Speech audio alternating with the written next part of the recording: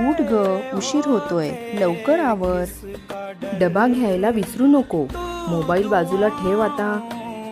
मुलगी रोज चिडायची, आई किती बोलतेस तू, सारखी मागे लागलेली असतेस, थोडं शांत राहता येत नाही का.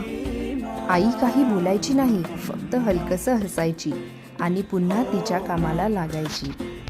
एक दिवस आई 2 दिवसांसाठी गावाला गेली. दुसऱ्या दिवशी सकाळी अलार्म वाजला, पण उठवायला आई नव्हती. ना तिचा आवाज, ना डबा घेतलास का, ना लवकर उठ ग. मुलगी उशिरा उठली, डबा विसरली, केसही नीट केले नाही. शाळेतून घरी आली तरी घर शांतच होतं, इतकं शांत की तिला आई ओरडणं सुद्धा आठवायला लागलं. त्या रात्री तिने आईला फोन केला आणि हळू आवाजात म्हणाली, आई तू जे सारखं बोलतेस ना ते खरंच प्रेम असतं ग. आज तुझ्याशिवाय घर नाही, घरासारखं वाटतच नाही.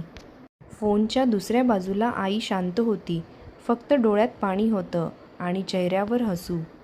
कारण आईच अशी असते जी आपल्या चांगल्यासाठी सतत बोलत राहते, आपल्याला योग्य मार्ग दाखवत राहते, पण अनेकदा तिचंच बोलणं आपल्याला त्रासदायक वाटतं.